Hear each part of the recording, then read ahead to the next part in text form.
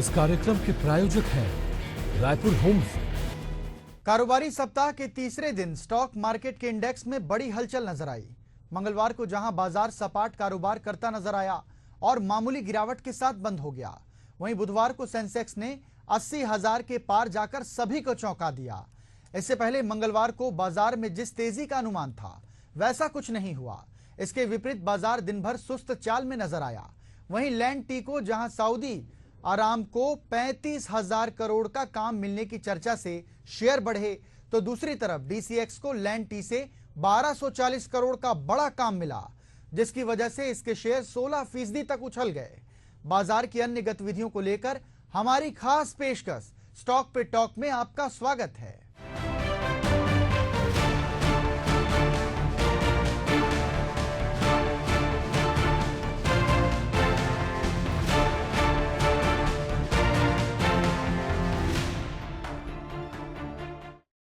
भारतीय प्रतिभूति और विनिमय बोर्ड यानी सेबी ने भारत के निवेश परिदृश्य पर फिनफ्लुएंसर्स के बढ़ते प्रभाव को टारगेट करते हुए कई नए नियम बनाए हैं।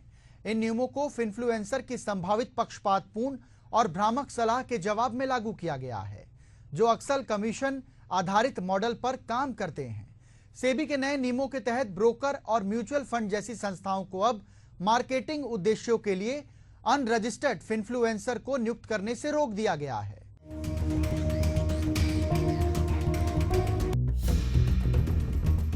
प्रभावशाली व्यक्तियों से संबंधित नियमों के अलावा सेबी के अध्यक्ष माधवी बुश ने शेयरों को फ्यूचर एंड ऑप्शन जैसे डेरिवेटिव प्रोडक्ट से जोड़ने के लिए नए मानदंडों की रूपरेखा तैयार की है। इससे डेरिवेटिव ट्रेडिंग के लिए पात्र शेयरों की संख्या में थोड़ी वृद्धि होगी। साथ ही अपडेट किए गए डीलिस्टिंग नियम अब कंपनियों को अपने शेयर धारकों को फिक्स्ड शेयर प्राइस मैकेनिज्म की पेशकश करने की अनुमति देते हैं, जिसमें फ्लोर राइज से 15% अधिक की अनिवार्य न्यूनतम कीमत शामिल है, जिससे स्टॉक एक्सचेंजों को बाहर निकलने की प्रक्रिया सरल होगी।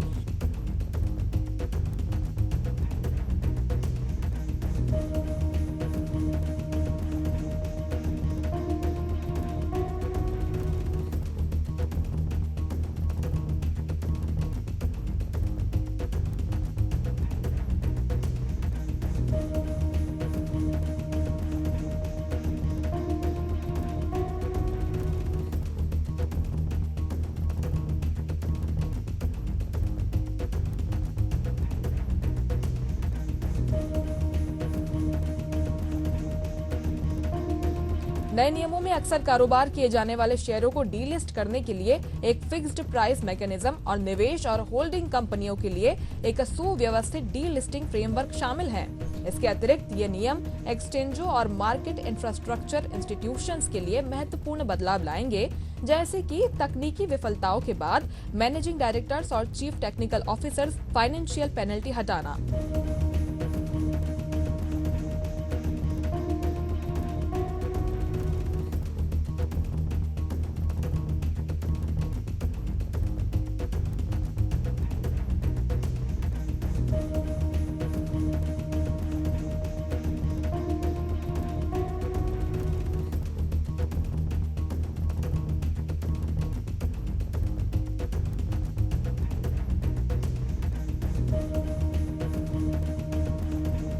इन्फ्लुएंसर्स ने भारत के रिटेल इन्वेस्टर्स के बीच यूट्यूब, टिकटॉक और इंस्टाग्राम जैसे प्लेटफॉर्म के जरिए काफी लोकप्रियता हासिल की है। इनमें से कई इन्फ्लुएंसर छोटे शहरों से आते हैं और हिंदी या क्षेत्रीय बोलियों में बात करते हैं, जो देश की सिर्फ 27% की कम वित्तीय साक्षरता दर का फायदा उठाते हैं और उन्हें प्रलोभन देते हैं।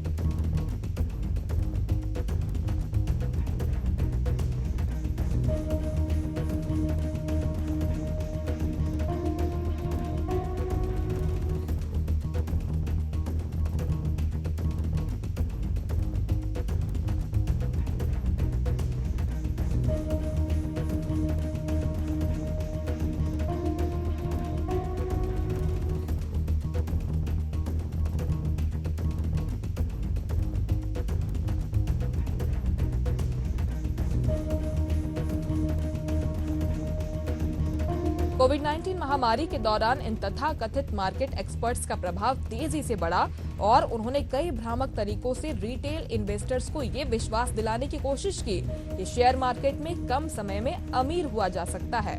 इन अनरजिस्टर्ड इन्फ्लुएंसर्स ने फाइनेंशियल एजुकेशन के अभाव और उसके अंतर का फायदा उठाया और लोगों को एजुकेट करने के भ्रम के नाम पर अपने कोर्स बेचे, जिनकी बुनियाद अमीर बनने के भ्रम पर रखी गई थी। ऐसे कई उदाहरण सामने आए हों जो खुद बतौर ट्रेडर लॉस में हैं, वे अपना कोर्स बेच रहे हैं। इसके लिए उन्होंने ऐसे तरीके भी अपनाए जो सेबी के नियमों के खिलाफ हैं। शेयर मार्केट में इस सप्ताह कारोबार की शुरुआत तेजी के साथ हुई और सोमवार को निफ्टी 131 अंकों की तेजी के बाद 24,142 के लेवल पर क्लोज हुआ। इस मार्केट में तेजी बनी हुई और पीएसयू स्टॉक की काफी चर्चा हुई। सोमवार के बाजार में महानगर गैस लिमिटेड के शेयरों में तेजी दिखाई दी। ये स्टॉक 1754 रुपए के लेवल पर बंद हुआ और ये 10% की बढ़त में रहा। ये स्टॉक सोमवार के बाजार में तूफानी तेजी में दिखाई दिया।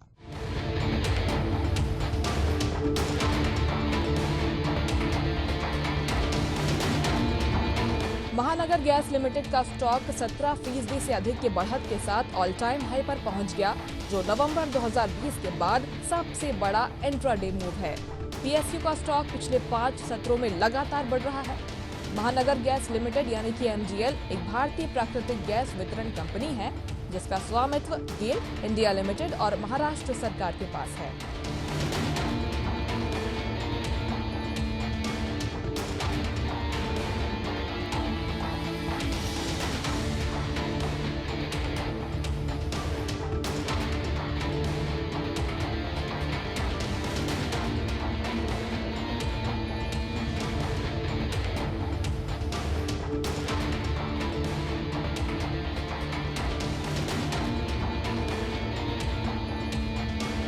पीएसयू के शेयर की कीमतें सोमवार के बाजार में हाईएस्ट प्राइस 1730 रुपए पर पहुंच गई है।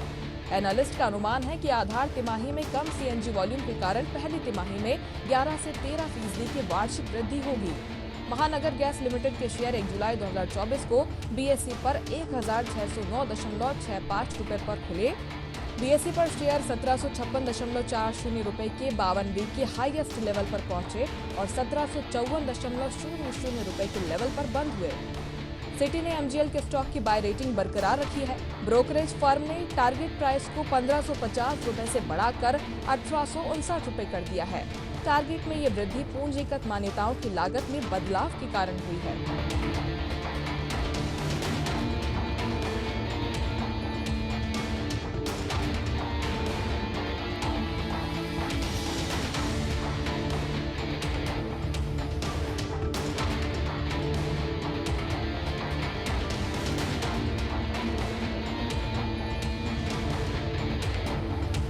महानगर गैस S&P BSE 500 का एक कंपोनेंट है। BSE एनालिटिक्स के अनुसार महानगर गैस के शेयरों में पिछले एक सप्ताह में 17.44% की वृद्धि हुई है। हालांकि पिछले एक महीने में पीएसयू स्टॉक के शेयरों में 34.55% की उछाल आई है। YTD आधार पर कंपनी के शेयरों में फिर से 44.98% की वृद्धि हुई है।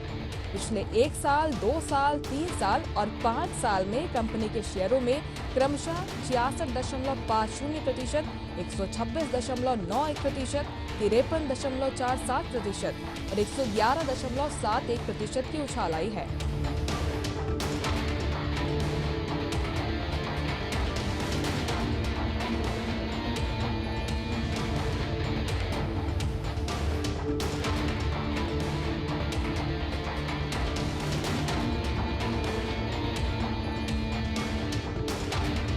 महानगर गैस ने अपने Q4 परिणामों की घोषणा की, जिसमें सेलिंग में 0.02% की कमी और साल दर साल लाभ में 6.16% की गिरावट देखी गई। हालांकि पिछली तिमाही की तुलना में कंपनी के सेलिंग में 2.77% की वृद्धि हुई, लेकिन लाभ में नाटकीय रूप से 20.47% की कमी आई। Q4 में एबिटा Q3 में 449 करोड़ रुपए से 12.2% घटकर 393.8 करोड़ रुपए हो गया। बोर्ड ने वित्त वर्ष 2023-24 के लिए 10 रुपए के फेस वैल्यू वाले प्रति इक्विटी शेयर पर 18 रुपए यानी कि 180% का फाइनल डिविडेंड तय किया है। शेयर मार्केट में तेजी बनी हुई है और निवेशकों में एक आशंका है कि हो सकता है कि मार्केट के ऊंचे लेवल से कुछ प्रॉफिट आए। हालांकि मार्केट में स्टॉक स्पेसिफिक एक्शन देखा जा रहा है।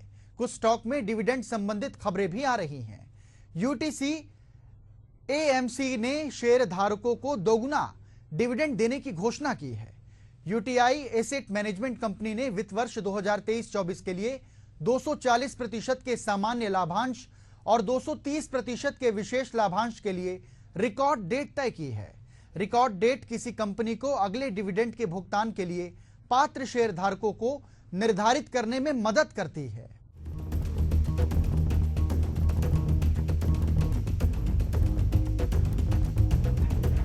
कंपनी के निदेशक मंडल ने गुरुवार 25 अप्रैल 2024 को आयोजित अपनी बैठक में वित्त वर्ष 2023-24 के लिए 10 रुपए फेस वैल्यू वाले प्रत्येक इक्विटी शेयर पर 24 रुपए का डिविडेंड और 10 रुपए के फेस वैल्यू वाले प्रत्येक इक्विटी शेयर पर 23 रुपए का अतिरिक्त स्पेशल डिविडेंड देने की सिफारिश की थी, जिससे कुल डिविडेंड 10 रुपए के फेस वैल्यू वाले प्रत्येक इक्विटी शेयर पर 47 रुपए हो गया।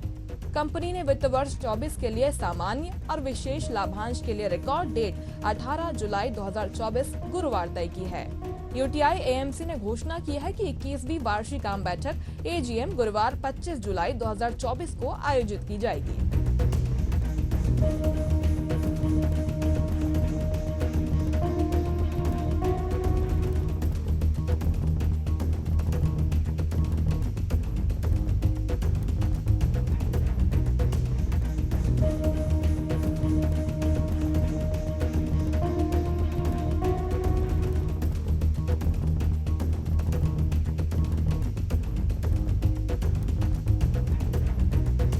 यूटीआई एएमसी के शेयर मंगलवार 2 जुलाई को बीएसई पर 1% की बढ़त के साथ 1032.05 रुपए के लेवल पर खुले, जो प्रीवियस क्लोजिंग से मामूली बढ़त थी।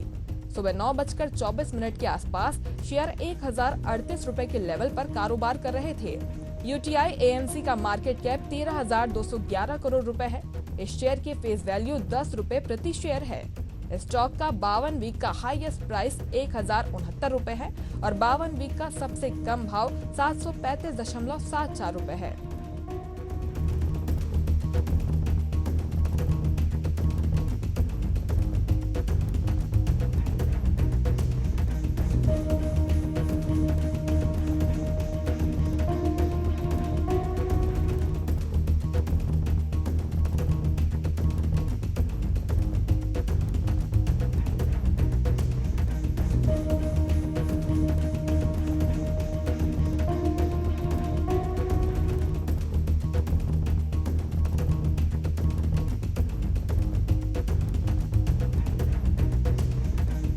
यूटीआई एएमसी का अपने शेयर धारकों को लाभांश के माध्यम से रिवॉर्ड करने का लगातार रिकॉर्ड रहा है। कंपनी ने जुलाई 2023 में 22 रुपए प्रति शेयर का फाइनल डिविडेंड घोषित किया। इससे पहले उसने जुलाई 2022 में 21 रुपए प्रति शेयर का अंतिम लाभांश घोषित किया था। यूटीआई एएमसी का राजस्व वित्त वर्ष 2024 की चौथी तिमाही में 327 करोड़ रुपए रहा, जबकि वित्त वर्ष 2024 की तीसरी तिमाही में ये 346 करोड़ रुपए था। कंपनी का नेट प्रॉफिट वित्त वर्ष 2024 की चौथी तिमाही में 151 करोड़ रुपए रहा, जबकि वित्त वर्ष 2024 की तीसरी तिमाही में ये 150.28 करोड़ रुपए था। सरकारी स्वामित्व वाली कंपनी कोल इंडिया लिमिटेड का कोयला उत्पादन चालू वित्त वर्ष की पहली तिमाही में 8% बढ़कर 18.93 करोड़ टन रहा।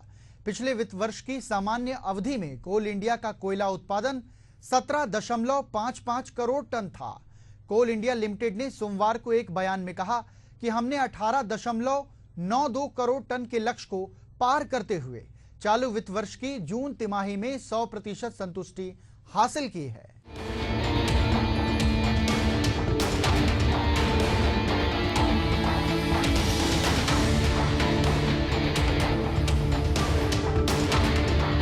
देश के कुल कोयला उत्पादन में 80% से अधिक की हिस्सेदारी रखने वाली कंपनी की सभी 7 उत्पादक सब्सिडियरी ने भी आलोच्य अवधि में पॉजिटिव ग्रोथ हासिल की और इनमें से 5 ने अपने निर्धारित लक्ष्यों को पार कर लिया।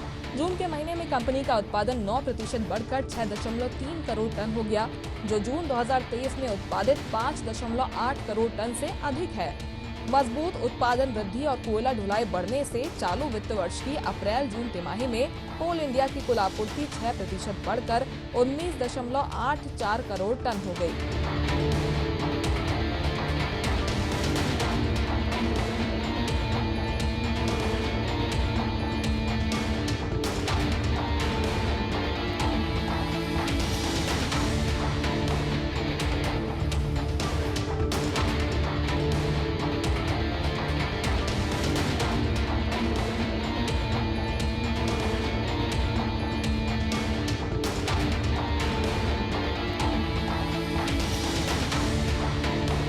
गर्मियों के दौरान देश में बिजली की मांग बढ़ने के दौरान कोयला आधारित बिजली संयंत्रों को कोल इंडिया से आपूर्ति पहली तिमाही में 4% बढ़कर 16 करोड़ टन हो गई। वित्त वर्ष 2023-24 के समान अवधि में ये 15.4 करोड़ टन थी। कंपनी ने कहा, कुल औसत कोयला ढुलाई में सालाना आधार पर 10.3% की वृद्धि दर्ज की गई और ये 367.2 रेक प्रतिदिन रही। पिछले वर्ष की तुलनात्मक अवधि के लिए ये 333 रेक प्रतिदिन थी।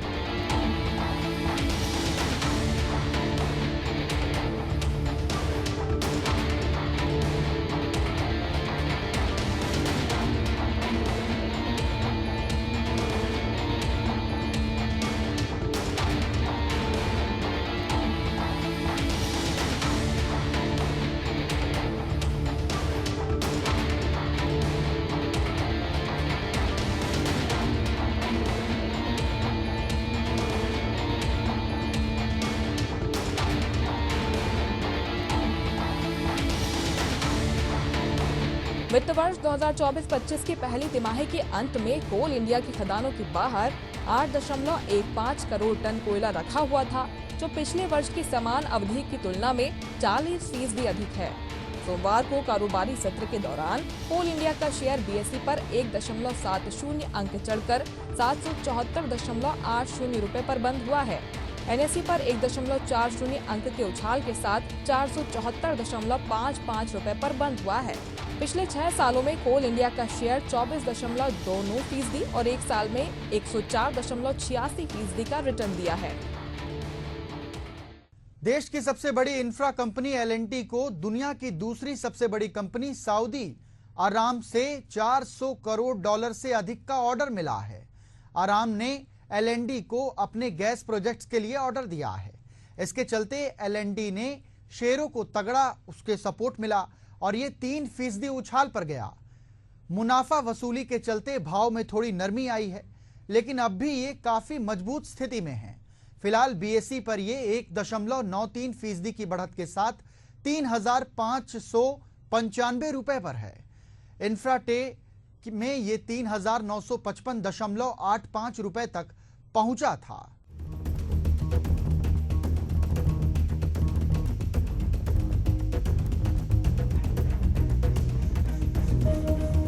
सऊदी अरब की सरकारी पेट्रोलियम और नेचुरल गैस कंपनी अरामको ने अपने गैस कंप्रेशन सिस्टम्स के लिए एल&टी को 35,000 करोड़ रुपए का ऑर्डर दिया है। सऊदी अरामको ने देश के पूर्वी हिस्से में $11,000 करोड़ के जफूरा गैस प्रोजेक्ट की योजना तैयार की है। एल&टी को जो ऑर्डर मिला है वो सऊदी अरामको को 2,500 करोड़ के कॉन्ट्रैक्ट्स का हिस्सा है। मिडिल ईस्ट की मीडिया रिपोर्ट के मुताबिक अरामको ने 30 जून को अपनी 2 गैस विस्तार कार्यक्रम के लिए इंजीनियरिंग, प्रोक्योरमेंट एंड कंस्ट्रक्शन यानी कि ईपीसी से जुड़े कामों के लिए इन कॉन्ट्रैक्ट्स का ऐलान किया था। एल&टी ने अभी आधिकारिक तौर पर इसका ऐलान नहीं किया है।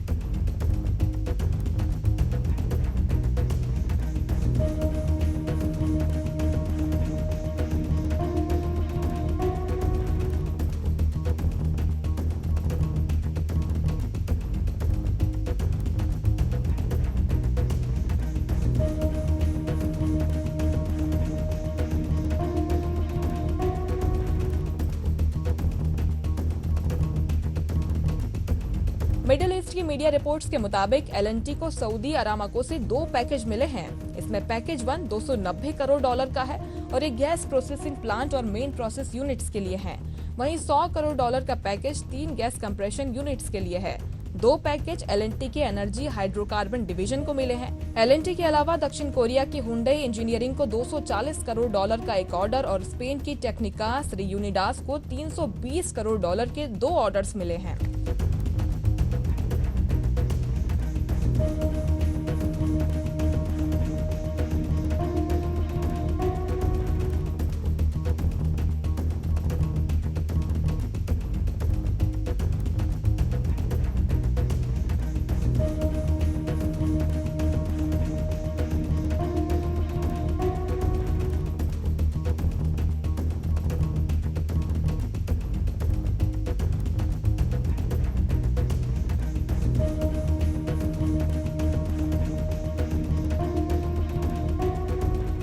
एल&टी को पिछले साल सितंबर में भी सऊदी अरामको से ऑर्डर मिले थे। उस समय एल&टी को करीब $400 करोड़ के 2 ऑर्डर्स मिले थे।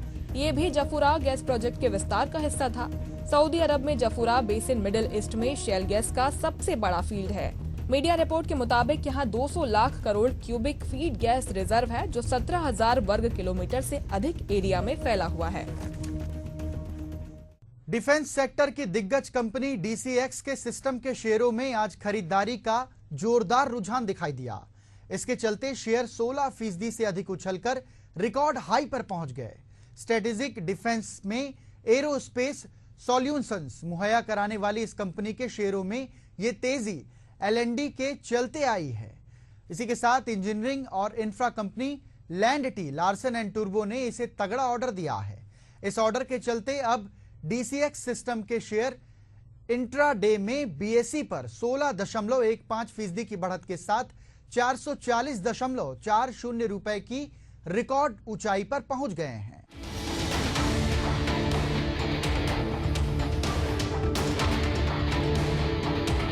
एल&टी ने डीसीएक्स सिस्टम्स को इलेक्ट्रॉनिक मॉड्यूल्स बनाकर सप्लाई करने का ऑर्डर दिया है। ये ऑर्डर करीब 1250 करोड़ रुपए का है और ये 3 साल के लिए है।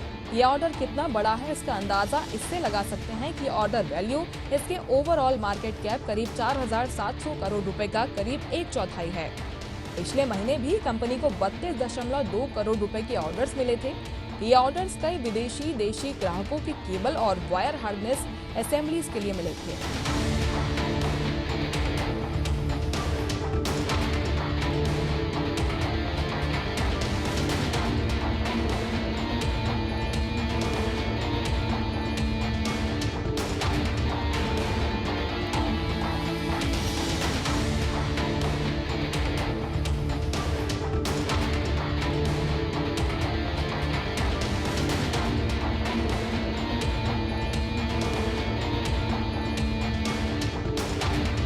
डीसीएक्स सिस्टम्स के कारोबारी सेहत की बात करें तो वित्त वर्ष 2024 में इसका ऑपरेशनल रेवेन्यू 1424 करोड़ रुपए था, जो सालाना आधार पर 14% अधिक रहा और इसके लिए रिकॉर्ड लेवल पर रहा।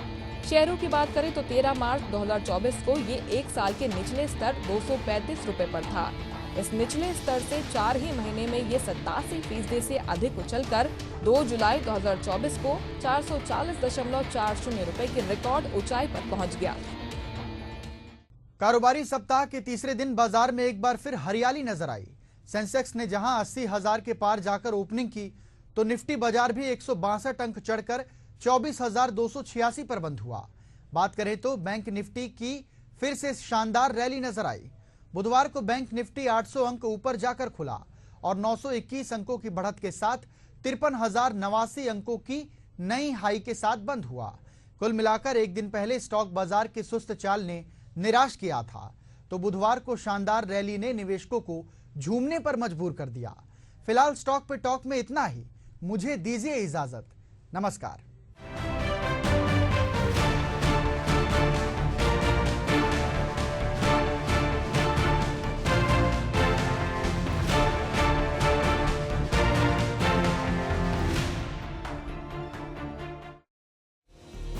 इस कार्यक्रम के प्रायोजक हैं